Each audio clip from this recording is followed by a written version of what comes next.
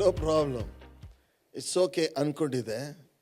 ಆದರೆ ದೇವ್ರ ವಾಕ್ಯ ತೆರೆದಷ್ಟು ದೇವ್ರ ವಾಕ್ಯ ಎಲ್ಲವನ್ನ ಪ್ರಕಟ ಮಾಡ್ತಿದೆ. ಹಲ್ಲೆಲೂಯ. ಸೊ ದೇವ್ರ ವಾಕ್ಯ ನನಗೆ ಬೋಧಿಸಲಿಕ್ಕೆ ಪ್ರಾರಂಭ ಮಾಡಿತು. ಈ ವಿಷಯ ಬಹಳ ಪ್ರಾಮುಖ್ಯ. ಓಕೆ, ನಮ್ಮ ಜೀವಿತದಲ್ಲಿ ಜಗತ್ತಲ್ಲಿರುವಂಥ ಬೇರೆ ಬೇರೆ ಧರ್ಮಗ್ರಂಥಗಳಿಗೆ ಹೋಗ್ರಿ, ಈ ವಿಷಯಗಳನ್ನು ಅದು ಹೇಳೋದೇ ಇಲ್ಲ. ಅದು ದೇವ್ರ ವಾಕ್ಯ ಪ್ರಾಯೋಗಿಕವಾದಂಥ ಸಂಗತಿಗಳನ್ನು ಹೇಳ್ತದೆ. ಆಮೆನ್. ಪ್ರಾಯೋಗಿಕವಾದಂಥ ಸಂಗತಿಗಳನ್ನು. ಮತ್ತು ಕೆಲವು ವಚನಗಳನ್ನು ನಾನು ಬೈಬಲ್ನಲ್ಲಿ ಓದುವಾಗ ಅಂಥ ವಚನಗಳು ನಿಮಗೆ ಜಗತ್ತಲ್ಲಿ ಎಲ್ಲಿಯೂ ಸಿಕ್ಕಲ್ಲ. ಆಮೆನ್. ಅದ್ಭುತವಾದಂಥ ಮಾತುಗಳು. ಜ್ಞಾನೋಕ್ತಿ 18:20 ವಚನ. ಮನುಷ್ಯನು ತನ್ನ ಬಾಯ ಬೆಳೆಯನ್ನು ಹೊಟ್ಟೆ ತುಂಬ ಉಣ್ಣುವನು. ಮನುಷ್ಯನು ಬಾಯಿಂದ ಬೆಳೆಯೋಕ್ಕಾಗತ್ತಾ? ಬಾಯಿಂದ ಬೆಳೆಯೋಕ್ಕಾಗತ್ತೆ. ನಾನು ಮೊದಲೇ ಹೇಳಿದೆ, ಬಾಯಿಂದ ಬರುವ ಒಂದೊಂದು ಮಾತು ಬೀಜ. ಬಾಯಿಂದ ಬರುವ ಒಂದೊಂದು ಮಾತು ಬೀಜ. ಯಾವಾಗಲೂ ನಾವು ಒಂದನ್ನು ನೆನಪಿಟ್ಕೊಂಡಿರ್ಬೇಕು. ಓಕೆ, ಎಷ್ಟು ಜನ ನೀವು ದೆವ್ವಗಳಿದಾವಂತ ನಂಬ್ತೀರಾ? ಕೆಲವರು ನಂಬಲ್ಲ.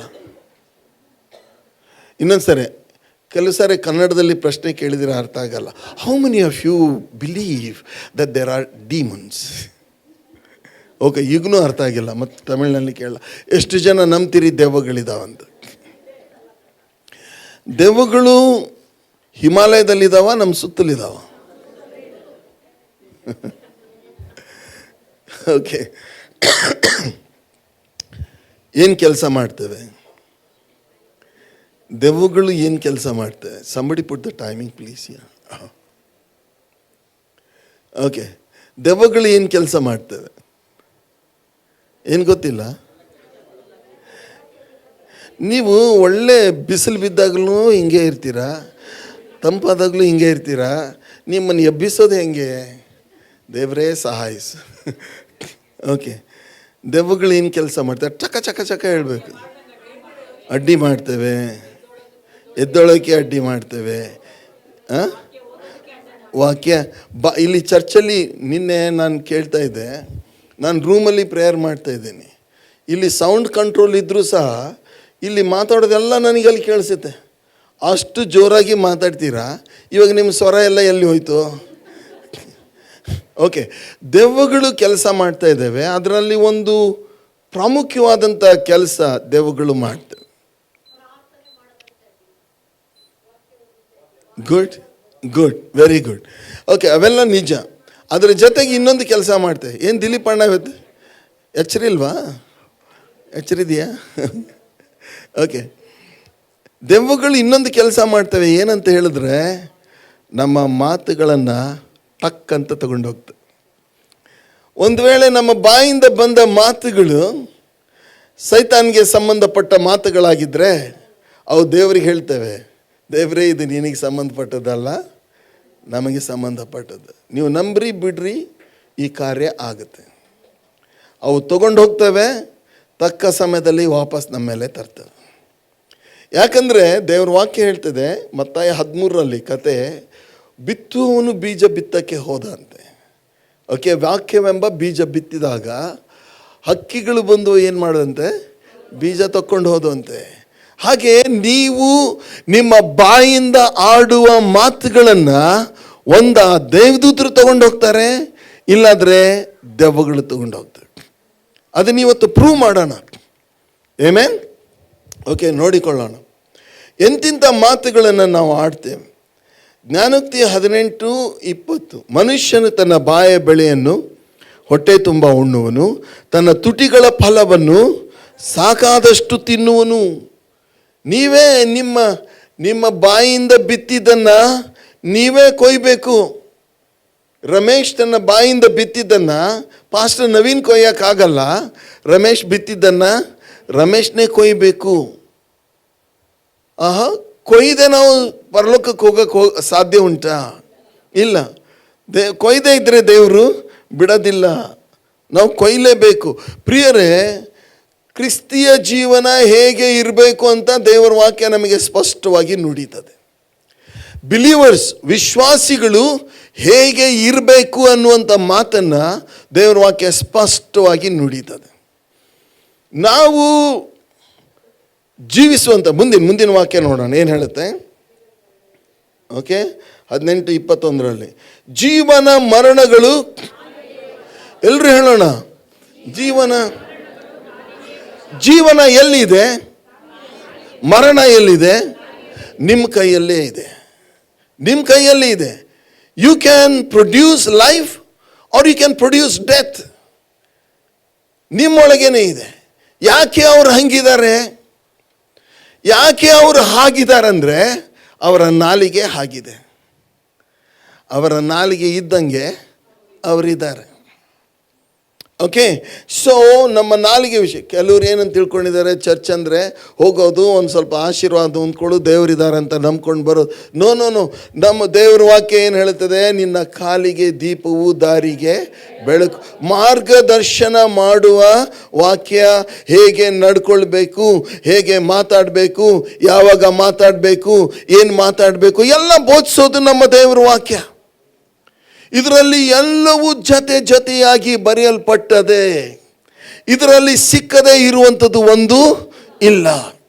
ಹಲ್ಲೆಲೂಯಾ. ಹೇಗೆ ಮಾತಾಡಬೇಕು ಅನ್ನೋದನ್ನು ಸಹ ನಮ್ಮ ದೇವರ ವಾಕ್ಯ ಕಲಿಸಿಕೊಡ್ತದೆ. ಯಾರಿಗೋ ಒಬ್ಬರಿಗೆ ಹಾರ್ಟ್ ಅಟ್ಯಾಕ್ ಆಗಿತ್ತು. ಒಬ್ಬರು ಹೋದರು ಪ್ರೇಯರ್ ಮಾಡೋಕ್ಕೆ. ಪ್ರೇಯರ್ ಮಾಡೋ ಬದಲು ಹಾರ್ಟ್ ಅಟ್ಯಾಕ್ ಆಗಿ ಅವರು ಮೆಲ್ಲ ಚೇತರಿಸ್ಕೊಳ್ತಾ ಇದ್ದಾರೆ. ಅವ್ರ ಮುಂದೆ ಇವ್ರ ಕತೆ ಹೇಳ್ತಾ ಇದ್ದಾರೆ, ನಮ್ಮೂರಲ್ಲಿ 21 ವರ್ಷದವನಿಗೆ ದೊಡ್ಡ ಹಾರ್ಟ್ ಅಟ್ಯಾಕ್ ಆಗಿ ಸತ್ತೇ ಹೋಗ್ಬಿಟ್ಟ.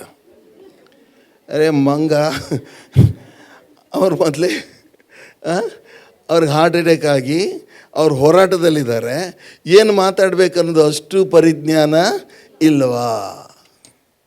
ಏನು ಮಾತಾಡ್ಬೇಕಂತ ಗೊತ್ತಿಲ್ವಾ? ಅಲ್ಲಿ ಹೋಗಿ ಏನು ಮಾತಾಡೋದು? ನಮ್ಮ ಊರಲ್ಲಿ ಒಬ್ಬ 21 ವರ್ಷದವನು ಏನಾಗ್ಬಿಟ್ಟ, ಹಾರ್ಟ್ ಅಟ್ಯಾಕ್ ಆಗಿ ಸತ್ತೋಗ್ಬಿಟ್ಟ. ಪ್ರಿಯರೇ, ಕೆಲವರಿಗೆ ಏನು ಮಾತಾಡಬೇಕು, ಹೇಗೆ ಮಾತಾಡಬೇಕು, ಯಾವಾಗ ಮಾತಾಡಬೇಕು ಅನ್ನೋ ಪರಿಜ್ಞಾನ ಇರೋದೇ ಇಲ್ಲ. ಎಲ್ಲರ ಮುಂದೆ ತಮ್ಮ ಮೂರ್ಖತನವನ್ನು ಕಕ್ಕಿ ಬಿಡ್ತಾರೆ.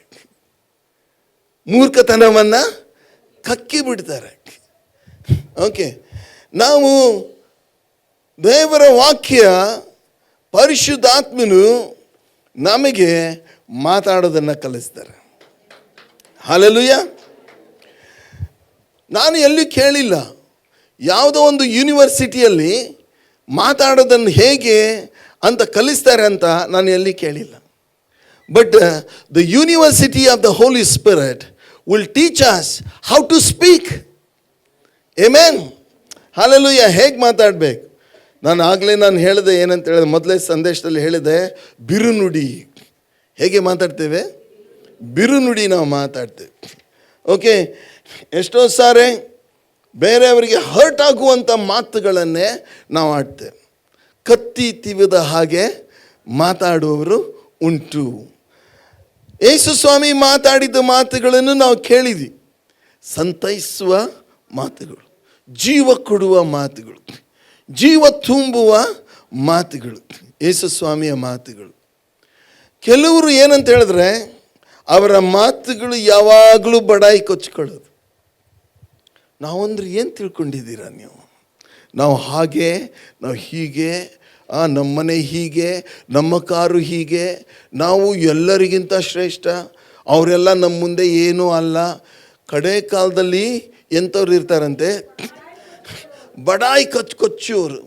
ಓಕೆ, ನಾವೇ ಶ್ರೇಷ್ಠ ಅಂತ ಹೇಳ್ಕೊಳ್ಳೋ ಮನೋಭಾವ. ನೋಡ್ರಿ, ಇಲ್ಲಿ ಬರೋದು ಎಲ್ಲ ಎಲ್ಲಿಂದ? ಇಲ್ಲಿ ಬರೋದು ಇಲ್ಲಿಂದ, ಒಳಗಿಂದ. ಒಳಗೆ ಮೊದಲೇ ಯೋಚನೆ ಮಾಡ್ಕೊಂಡಿದ್ದೀರಿ ನೀವು, ನಮ್ಮಂಗೆ ಯಾರೂ ಇಲ್ಲ ಅಂತ. ಮಂದಿ ಮುಂದೆ ಮಾತಾಡುವಾಗ ಏನು ಹೇಳೋದು? ನಾವೇ SSLC 5 ಸರಿ ಫೇಲ್ ಆಗಿರ್ತಾರೆ, ನಾವು ಗ್ರ್ಯಾಜುಯೇಟ್ ಅಂತ ಹೇಳೋದು. ಓಕೆ, ಸೊ ಅವ್ರ ಹತ್ರ ಏನೂ ಇರೋದಿಲ್ಲ, ನಮ್ಮ ಹತ್ರ ಎಲ್ಲ ಇದೆ. ಓಕೆ, ಸೊ ಹೀಗೆ ಬಡಾಯಿ ಕೊಚ್ಕೊಳ್ಳೋರು ಇರ್ತಾರೆ. ಮತ್ತು ನಮ್ಮ ಮಾತುಗಳು ಹೇಗಿರುತ್ತೆ, ನಮ್ಮ ಮಾತುಗಳನ್ನು ಹೇಗೆ ಬದಲಾಯಿಸ್ಕೊಳ್ಬೇಕನ್ನುವಂಥ ವಿಷಯವನ್ನು ದೇವರ ವಾಕ್ಯ ಸ್ಪಷ್ಟವಾಗಿ ನುಡಿತದೆ. ಅನೇಕ ಸಾರಿ ನಾವು ಇನ್ನೊಬ್ಬರನ್ನ ನೋಡಿ ಹಾಸ್ಯ ಮಾಡ್ತೀವಿ. We make fun. ಮಗು ಹುಟ್ಟಿತು ಅಂತ ಕೇಳಿದ್ವಿ. ಫಸ್ಟ್ ಪ್ರಶ್ನೆ ಏನು ಬರೋದು? ಗಂಡ ಹೆಣ್ಣ. ಎರಡನೇದು ಕಪ್ಪಿದೆಯಾ ಬಿಳಿದೆಯಾ? ಯಾರೋ ಕೇಳ್ತಾರೆ, ಅಲ್ಲ ಮಗು ಆಯ್ತಂತಲ್ಲ, ಏನು? ಹಾಂ, ಗಂಡ ಆಯ್ತಂತೆ. ಹಾಂ, ಅಯ್ಯೋ ಕಪ್ಪು ಬಿಡ್ರಿ, ಅಯ್ಯೋ ಕಪ್ಪು. ನಾವು ಇನ್ನೊಬ್ಬರನ್ನ ನೋಡಿ ನೀವು ಒಬ್ಬರನ್ನ ನೋಡಿ ಹಾಸ್ಯ ಮಾಡ್ತಾ ಇದ್ರೆ 10 ಜನ ನಮ್ಮ ವಿಷಯದಲ್ಲಿ ಹಾಸ್ಯ ಮಾಡ್ತಾರೆ. ಅನೇಕರ ಬಣ್ಣ ನೋಡಿ ಹಾಸ್ಯ ಮಾಡ್ತೇವೆ, ಅವ್ರ ಎಜುಕೇಷನ್ ಕೇಳಿ ಹಾಸ್ಯ ಮಾಡ್ತೇವೆ, ಅವರ ತಲಾಂತಗಳನ್ನು ಕೇಳಿ ಹಾಸ್ಯ ಮಾಡ್ತೇವೆ, ಅವರ ಸೈಜ್ ನೋಡಿ ಹಾಸ್ಯ ಮಾಡ್ತೇವೆ. ನಾನು ಬೇರೆ ದೇಶದಲ್ಲಿ ಹೋದಾಗ ಕೆಲವು ಸಂಗತಿಗಳನ್ನ, ಬೇರೆ ದೇಶದ ಪದ್ಧತಿಗಳು ನನಗೆ ಗೊತ್ತಿರಲಿಲ್ಲ. ಒಬ್ಬ ಪಾಸ್ಟ್ರ್ ಹೆಂಡತಿ ಬಂದರು. 2ನೇ ಸಾರಿ ನಾನು ಫಸ್ಟ್ ಟೈಮ್ ನೋಡಿದಾಗ ತಳ್ಳಗಿದ್ರು ಅವ್ರ ಹೆಂಡತಿ. 2ನೇ ಸಾರಿ ಹೋದಾಗ ದಪ್ಪ ಆಗಿದ್ರು. ನಾನು ಖುಷಿಯಾಗಿ ಹೇಳ್ಬಿಟ್ಟೆ, sister you put on so much weight ಅಂದ್ಬಿಟ್ಟೆ. ಅವರಿಬ್ಬರ ಮುಖ ಹಿಂಗೆ ಆಯಿತು. ಇವ್ರು ಯಾಕೆ ಹಿಂಗೆ ಮಾಡಿದ್ರು ಅಂದರೆ ಪಾಸ್ಟ್ರ್ ಆಮೇಲೆ ಹೇಳಿದರು, ನಮ್ಮ ದೇಶದಲ್ಲಿ ಹೆಂಗಸರ ವಿಷಯದಲ್ಲಿ ಹಾಗೆ ಹೇಳಬಾರ್ದು. ಆವಾಗ ಬುದ್ಧಿ ಬಂತು, ಇನ್ನೆಂದೆಂದಿಗೂ ಹೆಂಗಸರಿಗೆ, ಅಲ್ಲಿ ಹೆಂಗಸರಿಗಲ್ಲ ಇಲ್ಲಿ ಹೆಂಗಸರಿಗೂ ಹಾಗೆ ಹೇಳಬಾರ್ದು. ಪ್ರಿಯರೇ, ಆದರೆ ಅನೇಕರು ಹಾಸ್ಯ ಮಾಡ್ತಾರೆ. ಅವ್ರ ಅವ್ರ ಮಕ್ಕಳು ಏನಕ್ಕೆ ಕೆಲಸಕ್ಕೆ ಬರೋದಾರೆ, ಎಲ್ಲ ಫೇಲೆ, ಇವ್ರು ಹಾಗೆ ಅವ್ರು ಹಾಗೆ ಇವ್ರು ಹೀಗೆ, ನಾವು ಹಾಸ್ಯ ಮಾಡ್ತೇವೆ.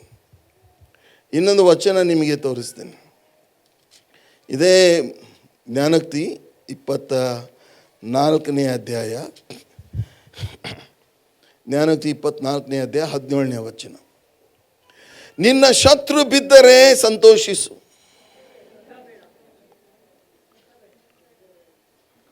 ನೀವು ಬೈಬಲ್ ತೆಗ್ದಿಲ್ಲ, ಎಷ್ಟೋ ಜನ ಬೈಬಲೇ ತೆಗಲ್ಲ. ಬೈಬಲ್ ಇದೆಯಾ ನಿಮ್ಮ ಹತ್ರ? ಓಕೆ, ಏನು ಹೇಳುತ್ತೆ? ನಿನ್ನ ಶತ್ರು ಬಿದ್ದರೆ ಹಿಗ್ಗಬೇಡ, ಎಡವಿದರೆ ನಿನ್ನ ಹೃದಯವು ಹರ್ಷಿಸದಿರಲಿ. ಒಳಗೆ ಖುಷಿ, ಮೇಲೆ ಬಾಯಿಂದ ಏನು ಹೇಳಲಿಲ್ಲ, ಒಳಗೆ ಏನು ಖುಷಿ. ಸರಿ, ಸರಿ ಆಯ್ತು, ಅವ್ರಿಗೆ ಹಂಗೆ ಆಗ್ಬೇಕು ಅಂತ ನೀವು ಅಂದ್ಕೊಂಡ್ರಲ್ಲ. ಯಾರು ಕೇಳಿದ್ರು, ಯಾರು ನೋಡಿದ್ರು? ಆಗಲೇ ಅವ್ರಿಗೆ ಹೋಯ್ತು, ಸಂದೇಶ ಹೋಯ್ತು ದೇವರಿಗೆ. ಪ್ರಿಯರೇ, ದೇವರು ಹೇಳ್ತಾರೆ ನೋಡ್ರಿ, ನಮ್ಮ ಶತ್ರು ಬಿದ್ದಾಗ ಎಷ್ಟು ಖುಷಿ ಪಡ್ತೇವೆ. ಎಷ್ಟು ನಮಗೆ ತೊಂದರೆ ಕೊಟ್ಟಾರೆ ಪಾಸ್ಟ್ರೆ, ಅವನು ನಮ್ಮ ಲೈಫ್ ಹಾಳು ಮಾಡಿದ, ಅವನು ನಮ್ಮನಿಗೆ ಈ ಗತಿಗೆ ತಂದವನೇ ಅವನು. ದೇವ್ರು ಸುಮ್ಮನೆ ಬಿಡ್ತಾರ? ನೋಡ್ರಿ ಹೆಂಗಾಗಿದೆ ಅವನಿಗೆ, ಆಗಲಿ ಅವನಿಗೆ, ಸಾಯ್ಲಿ ಅವನು ಅಂದ್ರಿ ಅಲ್ಲ. ಯಾರು ಕೇಳಿಸ್ಕೊಂಡ್ರು?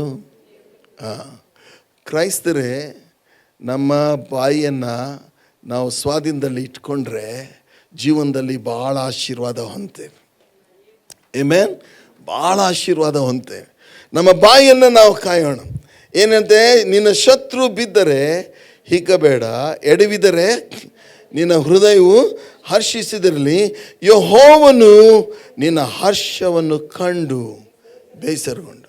ದೇವರು ನೀನು ಖುಷಿ ಪಡೋದನ್ನು ನೋಡಿ ದೇವರು ಏನು ಮಾಡ್ತಾರಂತೆ? ಬೇಸರಗೊಳ್ತಾರೆ. ನಮ್ಮ ದೇವರಿಗೆ ಬೇಸರ ಆಗುತ್ತೆ. ನಿಮ್ಮ ವೈರಿ ಭಾಳ ವರ್ಷದಿಂದ ನಿಮಗೆ ತೊಂದರೆ ಕೊಟ್ಟಿರ್ಬೋದು, ನಿಮ್ಮನ್ನು ಹಾಳು ಮಾಡ್ತಾ ಇರ್ಬೋದು, ನಿಮ್ಮನ್ನು ಅಧೋಗತಿಗೆ ತಂದಿರಬಹುದು. ಅವನಿಗೆ ದೇವರ ಹಸ್ತ ಅವನ ಮೇಲೆ ಬಂದು ದೇವರ ಹಸ್ತ ಅವನಿಗೆ ಶಿಕ್ಷೆ ಕೊಟ್ಟಾಗ ನಾವು ಸಂತೋಷಿಸೋದು ಬೇಡ, ನಾವು ದೇವರ ಹತ್ರ ಪ್ರೇಯರ್ ಮಾಡೋಣ. ಇದು ಕ್ರೈಸ್ತ ಧರ್ಮ, ಇದು ನಮ್ಮ ಧರ್ಮ. ಲೋಕದವರು ವೈರಿ ಬಿದ್ದಾಗ ಅವರು ಒಳ್ಳೆ ಸಂಭ್ರಮ ಮಾಡಿ ಊಟ ಹಾಕಿ ಸಂತೋಷ ಪಡ್ತಾರೆ. ಆದರೆ ನಾವು ಹಾಗೆ ಪಡಬೇಕು ಅಂತ ದೇವರ ಚಿತ್ತ ಅಲ್ಲ. ಮುಂದೆ ದೇವರೇನು ಮಾಡ್ತಾರೆ ನೋಡಿ. ಯೆಹೋವನು ನಿನ್ನ ಹರ್ಷವನ್ನು ಕಂಡು ಬೇಸರಗೊಂಡು ತನ್ನ ಕೋಪವನ್ನು ಅವನ ಕಡೆಯಿಂದ ತಿರುಗಿಸಾನು. ಹಲ್ಲೆಲೂಯ. ಇದು ನಮ್ಮ ದೇವರು. ಆದ್ದರಿಂದ ಅನೇಕರು ಮಾಕರಿ ಮಾಡ್ತಾರೆ, ಹಾಸ್ಯ ಮಾಡ್ತಾರೆ. ಅನೇಕರ ಕುಟುಂಬವನ್ನು ನೋಡಿ ಹಾಸ್ಯ ಮಾಡ್ತಾರೆ. ಅವರ ದೇಹವನ್ನು ನೋಡಿ, ಅವರ ಬಣ್ಣವನ್ನು ನೋಡಿ, ಅವರ ಕ್ವಾಲಿಫಿಕೇಷನ್ ನೋಡಿ, ಅವರ ಜೀವಿತವನ್ನು ನೋಡಿ, ಎಲ್ಲ ನೋಡಿ ನಗ್ತಾರೆ, ಹಾಸ್ಯ ಮಾಡ್ತಾರೆ. ಪ್ರಿಯರೇ, ನೀನು ನಾನು ಆ ರೀತಿಯಾಗಿ ಮಾಡಲೇಬಾರ್ದು ಎಂಬುದಾಗಿ ದೇವರ ವಾಕ್ಯ. Amen, hallelujah. ಯಾಕಂದರೆ ಜೀವನ ಮರಣ ನಮ್ಮ ಬಾಯಲ್ಲಿ, ನಾಲಿಗೆ ವಶ. ಓಕೆ, ಮನುಷ್ಯನು ತನ್ನ ಬಾಯ ಬೆಳೆಯನ್ನು ಹೊಟ್ಟೆ ತುಂಬ ಉಣ್ಣುವನು. ನಾವು ಒಬ್ಬರನ್ನ ನೋಡಿ ನಾವು ನಕ್ಕರೆ 10 ಜನ ನಮ್ಮನ್ನು ನೋಡಿ ನಗೋರು ಇರ್ತಾರೆ. ಹಲ್ಲೆಲೂಯಾ. ಆದ್ದರಿಂದ ಪ್ರಿಯರೇ, ಕೆಲವ್ರ ಜೊತೆಗೆ ಮಾತಾಡಂಗೆ ಇಲ್ಲ ರೀ ನಾವು. ನಮ್ಮ ಕಡೆ ಹೇಳ್ತಾರೆ ಮಾತಾಡಿದ್ರೆ ಜಗಳಕ್ಕೆ ಬರ್ತಾನೆ. ಅಂಥವ್ರು ಎಂದಾದರೂ ಕಂಡಿದ್ದೀರಾ? ಬರೀ ಹಲೋ ಅಂದರೆ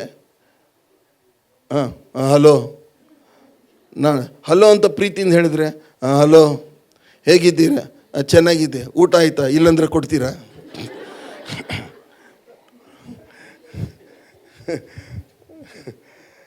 ಹಂಗೆ ಮಾತಾಡ್ತಾರೆ.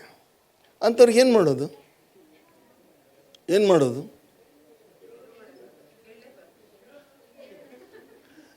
ದಿಲೀಪಣ್ಣ, ಸುಮ್ಮನೆ ಇರಬೇಕು. ಅದ್ರ ಬಗ್ಗೆ ಬರ್ತೀನಿ, ಇವಾಗ ಅದ್ರ ಬಗ್ಗೆ ಬರ್ತೀನಿ. ಇದೇ ಜ್ಞಾನೋಕ್ತಿ 18 6-7 ಹೇಳುತ್ತೆ. ಏನಂದರೆ, ಜ್ಞಾನಹೀನನ ತುಟಿಗಳು,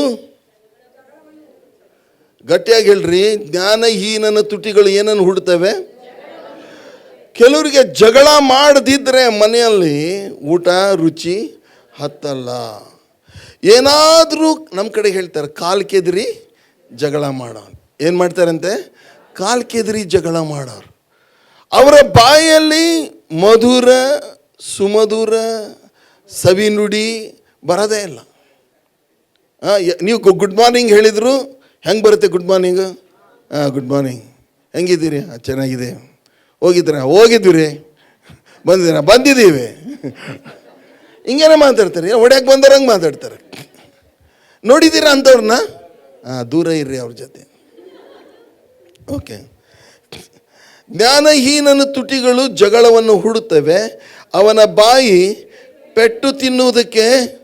ಅದು ಎಂಥ ಬಾಯಿ ನೋಡ್ರಿ, ಪೆಟ್ಟು ತಿನ್ನೋಕೆಂದರೆ ಬಂದನ್ನು ಹೊಡೀರಿ ಅಂತ ಹೇಳ್ತಾ ಇರುತ್ತೆ ಅವನ ಬಾಯಿ, ಅಂಥ ಬಾಯಿ ಅದು. ಜ್ಞಾನಹೀನನಿಗೆ ಬಾಯಿ ನಾಶ, ತುಟಿಗಳು ಪಾಶ. ಓಕೆ, ಸೊ ಮುಂದಿನ ವಚನ ಆಮೇಲೆ ನೋಡಿಕೊಳ್ಳೋಣ. ಓಕೆ, ಕೆಲವರು ಏನಂತ ಹೇಳಿದ್ರೆ ಅವರ ಮಾತುಗಳೇ ಜಗಳದ ಮಾತುಗಳು. ನನ್ನ ಜೀವನದಲ್ಲಿ ನಾನು ನೋಡಿದ್ದೀನಿ.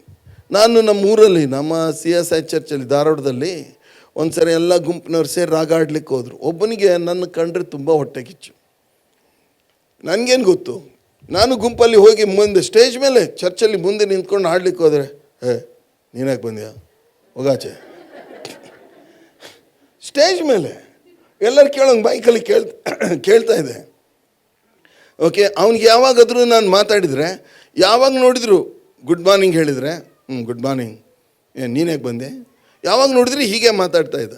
ನಾನು ಹೇಳಿದೆ, ನಾವು ಮೊದಲು ನಮ್ಮ ಭಾಷೆ ಬೇರೆ ಇತ್ತು, ಇವಾಗೆಲ್ಲ ಕಲ್ತಿದ್ದೀವಿ ನಾವು. ಅವಾಗ ಅಂದಂದರೆ ಅವ ಹಂಗೆ ಮಾತಾಡ್ದಾಗೆಲ್ಲ ಕಡೆಗೆ ನಾನು ಅಂದರೆ, ಹೋಗಲೇ ಎಷ್ಟು ಜನ ಹಂಗಂತೀರಿ. ಓಕೆ, ಸೊ ಪ್ರಿಯರೇ, ಇವಾಗ ನಾನು ಹಂಗೆ ಹೇಳೋದಿಲ್ಲ, ಆದರೆ ಅಂಥವ್ರ ಜೊತೆಗೆ ನಾವು ಎಚ್ಚರಿಕೆಯಿಂದ ಇರಬೇಕು. ಓಕೆ, ಇನ್ನೂ ಕೆಲವರು ಏನು ಮಾಡ್ತಾರೆ ಅಂತ ಹೇಳಿದ್ರೆ, ಪ್ರತಿಯೊಂದೊಂದಕ್ಕೂ ವಾಗ್ವಾದ ಮಾಡ್ತಾರೆ, ಆರ್ಗ್ಯುಮೆಂಟ್ಸ್. ಈಗ ಪ್ರಶ್ನೆ ಕೇಳ್ತೇನೆ ನೋಡ್ರಿ, ಎಷ್ಟು ಜನ ಆರ್ಗ್ಯೂ ಮಾಡ್ತೀರಿ? ಗುಡ್, ಧೈರ್ಯದಿಂದ ಕೈ ಎತ್ತಿದ್ದೀರಾ. ನಾನೇ ಸರಿ, ನಾನು ಹೇಳಿದ್ದೆ ಸರಿ, ನಾನು ಹೇಳಿದ್ದು ಇಲ್ಲ, ಸಾಧ್ಯನೇ ಇಲ್ಲ ಪಾಸ್ಟ್ರೇ, ಗೊತ್ತಿಲ್ಲ ನಿಮಗೆ, ನಾನು ಹೇಳಿದ್ದೆ ಸರಿ, ನನ್ನ ಗಂಡ ತಪ್ಪು. ಓಕೆ, ನಾನು ಹೇಳಿದ್ದೆ ಸರಿ, ನನ್ನ ಹೆಂಡತಿ ತಪ್ಪು. ಆರ್ಗ್ಯುಮೆಂಟ್ ನಾವು ಮಾಡ್ತಾನೆ ಇರ್ತೇವೆ. ಪ್ರಿಯರೇ, ಆರ್ಗ್ಯುಮೆಂಟ್ ಮಾಡೋಕ್ಕೆ ನಮ್ಮನ್ನು ದೇವ್ರು ಕರೆದಿಲ್ಲ. ಒಬ್ಬ ದೇವರ ಸೇವಕ, ನನ್ನ ಫ್ರೆಂಡು, ಅವ್ರು ಕೇಳಿದೆ, ಅವ್ರ ಜೊತೆ ಮಾತಾಡ್ತಾ ಇರುವಾಗ ಅವ್ರು ಹೇಳ್ತಾ ಇದ್ರು ಏನಂದರೆ, I am going to meet that communist. ಆ ಕಮ್ಯುನಿಸ್ಟ್ ಇದ್ದಾನೆ, ಅವನಿಗೆ ನಾನು ಹೇಳಿ, ನಾನು ಅವನ ಜೊತೆಗೆ ಆರ್ಗ್ಯುಮೆಂಟ್ ಮಾಡಿ ನಮ್ಮ ಬೈಬಲು ಸತ್ಯ, ಯೇಸುನೇ ಸತ್ಯ ಅಂತ ಪ್ರೂವ್ ಮಾಡ್ತೀನಂತ.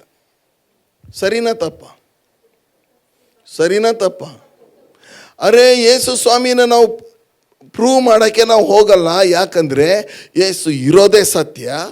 ಸತ್ಯ ಇದ್ದದನ್ನು ನಾವೇನು ಮಾಡೋಕ್ಕೆ ಹೋಗೋದು ಬೇಡ, ಪ್ರೂವ್ ಮಾಡೋಕ್ಕೆ ಹೋಗೋದು ಬೇಡ. Let the word of god argue it self. Let the word of god will argue and will win. ನಮಗೆ ದೇವರು ಹೇಳಿದ್ದೇನೆಂದರೆ ಕೇವಲ ಸತ್ಯ ನಾವು ಮಾತಾಡಿ ಬಿಟ್ಬಿಡೋಣ. ನಾನೇ ಕರೆಕ್ಟ್, ನಾನು ಹೇಳಿದ್ದು ಕರೆಕ್ಟ್, ನಾನು ಹೇಳಿದ್ದು ಕರೆಕ್ಟ್. ನಾನು ಅವ್ರಿಗೇನು ಹೇಳ್ತೀನಿ ಗೊತ್ತಾ? ನೀನೇ ಕರೆಕ್ಟ್, ನೀನೇ ಕರೆಕ್ಟ್. ನಾನು ಬೆಳಗ್ಗೆ, ಹೌದು ನೀನು ಬೆಳಗ್ಗೆ. ನಾನೇ ಚಂದ, ಹಾಂ ನೀನೇ ಚಂದ. ನನ್ನ ಮೂಗೆ ಚಂದ, ಹಾಂ ನಿನ್ನ ಮೂಗೆ ಚಂದ. ಅರೆ ಯಾಕೆ ಸುಮ್ಮನೆ ಆರ್ಗ್ಯುಮೆಂಟ್ ಮಾಡ್ತೀರಪ್ಪ? ಮನೆಯಲ್ಲಿ ಆರ್ಗ್ಯುಮೆಂಟ್ ಮಾಡೋದು ನೀವು ನಿಲ್ಲಿಸಿ ಎಷ್ಟು ಸಮಾಧಾನ ಬರುತ್ತೆ ನೋಡಿ. Stop arguing. ನೋಡ್ರಿ ಬೇಕಾದ್ರೆ ದೇವ್ರ ವಾಕ್ಯದ ಪ್ರಕಾರ ಯಾವಾಗ ನಾವು ಆರ್ಗ್ಯುಮೆಂಟ್ ಮಾಡ್ಕೊಂಡು ಹೋಗ್ತೀವೋ ನಮ್ಮ ಸಮಾಧಾನ ಕಳ್ಕೊಳ್ತೀವಿ, ನಮ್ಮ ಭಕ್ತಿ ಕಡಿಮೆ ಆಗುತ್ತೆ, ನಮ್ಮ ಆತ್ಮದಲ್ಲಿರೋ ಶಕ್ತಿ ಕುಂದಿ ಹೋಗುತ್ತೆ. ನೆನಪಲ್ಲಿ ಇಟ್ಕೊಳ್ರಿ. You will lose. Don't argue. ನಾನೇ ಕರೆಕ್ಟ್, ನಾನು ಹೇಳಿದ್ದೆ ಕರೆಕ್ಟ್, ಎಲ್ಲ ನಾನು ಮಾಡ್ತಾ ಇರೋದೇ ಕರೆಕ್ಟ್, ನೀವೇ ನನಗೆ ಹೇಳೋದು ಬೇಡ. ಪ್ರಿಯರೇ, arguments, if you go on arguing, you will lose your power. 2 Timothy 2ನೇ ಅಧ್ಯಾಯ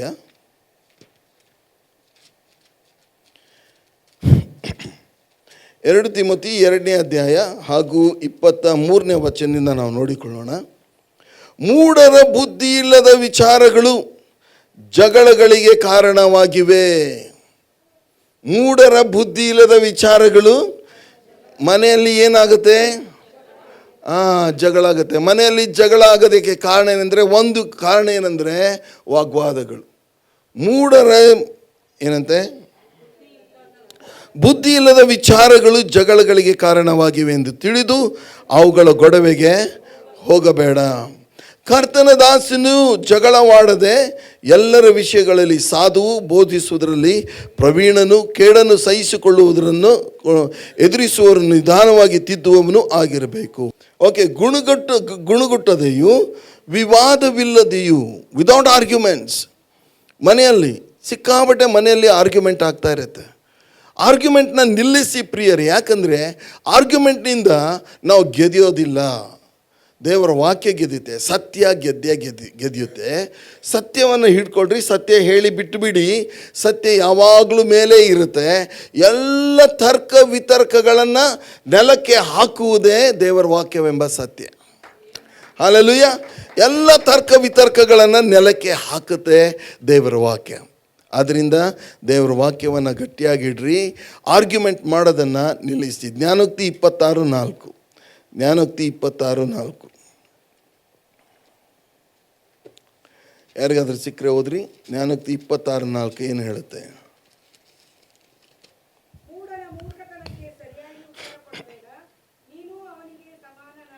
ಮೂಢನ ಮೂರ್ಖತನಕ್ಕೆ. ಕೆಲವರು ಸಿಕ್ಕಾಪಟ್ಟೆ ಆರ್ಗ್ಯುಮೆಂಟ್ ಮಾಡ್ತಾರೆ, ಜಗಳ ಮಾಡ್ತಾರೆ. ಹೆಂಡತಿ ವಿರುದ್ಧ, ಇಲ್ಲ ಗಂಡನ ವಿರುದ್ಧ, ಮಕ್ಕಳ ವಿರುದ್ಧ, ಮಕ್ಕಳು ತಂದೆ ತಾಯಿಗಳ ವಿರುದ್ಧ ಜಗಳ ನಡೀತಾನೆ ಇರುತ್ತೆ. ಮೂಢನ ಮೂರ್ಖತನಕ್ಕೆ ಸರಿಯಾಗಿ ಅವ್ರಿಗೆ ಉತ್ತರನೇ ಕೊಡಬೇಡ ಅಂತ ಹೇಳುತ್ತೆ ಬೈಬಲ್. ಬಿಟ್ಟುಬಿಡ್ರಿ ಅವ್ರನ್ನ ಅಂತ. ಯಾಕಂದರೆ ನೀನೇನಾದರೂ ಮೂರ್ಖನ ಪ್ರಶ್ನೆಗೆ ಮೂರ್ಖತನಕ್ಕೆ ಸರಿಯಾಗಿ ಉತ್ತರ ಕೊಟ್ಟರೆ ನೀನು ಅವನಿಗೆ ಸಮಾನನಾದಿಯೇ. ಮುಂದಿನ ವಚನ ನೋಡ್ರಿ ಏನು ಹೇಳುತ್ತೆ? ಮೂಢನ ಮೂರ್ಖತನಕ್ಕೆ ಸರಿಯಾಗಿ ಉತ್ತರ ಕೊಡು. ಆವಾಗ ಮೂರ್ಖ ಏನು ಅಂದ್ಕೊಳ್ತಾನೆ? ತನ್ನನ್ನು ನಿನಗಿಂತ ಜ್ಞಾನಿ ಎಂಬುದಾಗಿ ಅಂದ್ಕೊಳ್ತಾನೆ. ಸೊ ಸಹೋದರ ಸಹೋದರಿ, ನಾವು ಜೀವನದಲ್ಲಿ ಏನು ಮಾಡ್ತೇವೆ? ಮನೆಯಲ್ಲಿ ಏನಂತ ಹೇಳಿದ್ರೆ ತುಂಬ ಆರ್ಗ್ಯುಮೆಂಟ್ ಮಾಡ್ತೇವೆ. ಪ್ರತಿಯೊಂದೊಂದು ಸಬ್ಜೆಕ್ಟಿಗೆ ಮನೆ ವಿಷಯದಲ್ಲಿ ಆರ್ಗ್ಯುಮೆಂಟ್ ಮಾಡ್ತೇವೆ, ನಮ್ಮ ವೈಯಕ್ತಿಕ ವಿಷಯದಲ್ಲಿ ಆರ್ಗ್ಯುಮೆಂಟ್ ಮಾಡ್ತೇವೆ. ಆದರೆ ದೇವರ ವಾಕ್ಯ ಹೇಳ್ತದೆ ಆರ್ಗ್ಯುಮೆಂಟ್ ಮಾಡೋದನ್ನು ನಿಲ್ಲಿಸಿ ದೇವರ ಹಸ್ತಕ್ಕೆ ಒಪ್ಪಿಸಿಕೊಡ್ರಿ. ಅವ್ರೇನು ಹೇಳ್ತಾರೆ? ನಾನು ಸರಿ ಅಂತಾರೆ. ನಾವೇನು ಹೇಳೋಣ? ನೀವೇ ಸರಿ, 100ಕ್ಕೆ 100 ನೀನೇ ಚಂದ, ನಿನ್ನ ಹಾಗೆ ಯಾರು ಇಲ್ಲ. ಬಿಟ್ಟು ಬಿಡಿ. ದೇವರು ಮುಂದಿನ ಕಾರ್ಯವನ್ನು ಅವ್ರ ಜೀವನದಲ್ಲಿ ಮಾಡ್ತಾರೆ. ಮನೆಯಲ್ಲಿ ಸಮಾಧಾನ ಇರಬೇಕಂತ ಹೇಳಿದ್ರೆ ವಿವಾದಗಳಿಗೆ, ಆರ್ಗ್ಯುಮೆಂಟ್ಗಳಿಗೆ ಹೋಗಬೇಡಿ. ಅರ್ಥ ಆಯ್ತಾ? ಓಕೆ, ಮುಂದೆ ಮಾತುಗಳ ವಿಷಯದಲ್ಲಿ ನಾವು ಕೇಳ್ತೇವೆ. ನಾವು ಹೋದ ವಾರ ಮುಂಬೈನಲ್ಲಿ ಇದ್ವಿ. ಮುಂಬೈನಲ್ಲಿ ದೊಡ್ಡ ದೊಡ್ಡ ದೊಡ್ಡ ದೊಡ್ಡ ಬಿಲ್ಡಿಂಗ್ ಇದೆ. 10, 12, 14, 20 ಮಹಡಿ ಬಿಲ್ಡಿಂಗ್ಗಳು. ನನ್ನ ಹೆಂಡತಿ ಅಕ್ಕನ ಮನೆ ಅಲ್ಲಿ ಎಷ್ಟೊಂದು ಮಹಡಿಯ ದೊಡ್ಡ ಬಿಲ್ಡಿಂಗ್. ನಾನು ಕಾರ್ ಡ್ರೈವ್ ಮಾಡ್ತಾಯಿದ್ದೆ. ಕಾರ್ ತೊಗೊಂಡು ಒಳಗೆ ಬಂದೆ. ಬಂದ ತಕ್ಷಣ ಸಾಯಂಕಾಲ ಸಾಲು ಹಿಡಿದು ಹೆಂಗಸರು ಕೂತಿದ್ರು ಕಟ್ಟೆ ಮೇಲೆ. ಏನು ಮಾಡ್ತಾಯಿದ್ದಾರೆ? ಏನು ಮಾಡ್ತಾಯಿದ್ದಾರೆ? ಊರು ಸುದ್ದಿ ಮಾತಾಡ್ತಾ ಇದ್ದಾರೆ. ಊರು ಸುದ್ದಿ. ಎಷ್ಟು ಜನರಿಗೆ ಊರು ಸುದ್ದಿ ಭಾಳ ಇಷ್ಟ? ಯಾಕೋ ಇವತ್ತು ಮಾತಾಡ್ತಾ ಇಲ್ಲ ನೀವು? ಓಕೆ, ಎಷ್ಟು ಜನರಿಗೆ ಊರು ಸುದ್ದಿ ಭಾಳ ಇಷ್ಟ? ಇನ್ನೊಂದು, ಯಾಕೆ ಇಷ್ಟ ಇಲ್ಲ? ಪಕ್ಕದ ಮನೆಯವ್ರ ಸುದ್ದಿ ಎಷ್ಟು ಜನರಿಗೆ ಇಷ್ಟ? ಪಕ್ಕದ ಮನೆಯವ್ರ ಸುದ್ದಿ ಎಷ್ಟು ಜನರಿಗೆ ಇಷ್ಟ? ಚರ್ಚಿಗೆ ಅನೇಕರು ಬರ್ತಾರಲ್ಲ, ಇವ್ರ ಸುದ್ದಿ. ಕೆಲವ್ರಿಗೆ ಏನಂದರೆ, ನನಗೆ ಆಶ್ಚರ್ಯ, ಬೈಬಲ್ ಏನೂ ಗೊತ್ತಿರೋಂಗಿಲ್ಲ, ಎಲ್ಲರ ವಿಷಯ ಗೊತ್ತಿರೋದು. ಎಲ್ಲರ ವಿಷಯ, ಅವ್ರ ಮನೆಯಲ್ಲಿ ಏನು ಅಡುಗೆ ಮಾಡಿದರು, 2-3 ವಾರದ ಹಿಂದೆ ಏನು ಬಟ್ಟೆ ಹಾಕ್ಕೊಂಡು ಬಂದಿದ್ರು ಅವ್ರಿಗೆ ಗೊತ್ತಿದೆ. ಆದರೆ ದೇವ್ರ ವಾಕ್ಯ ಮಾತ್ರ ಗೊತ್ತಿಲ್ಲ. ಇದು ಏನು ಗೊತ್ತಿರೋದಂದ್ರೆ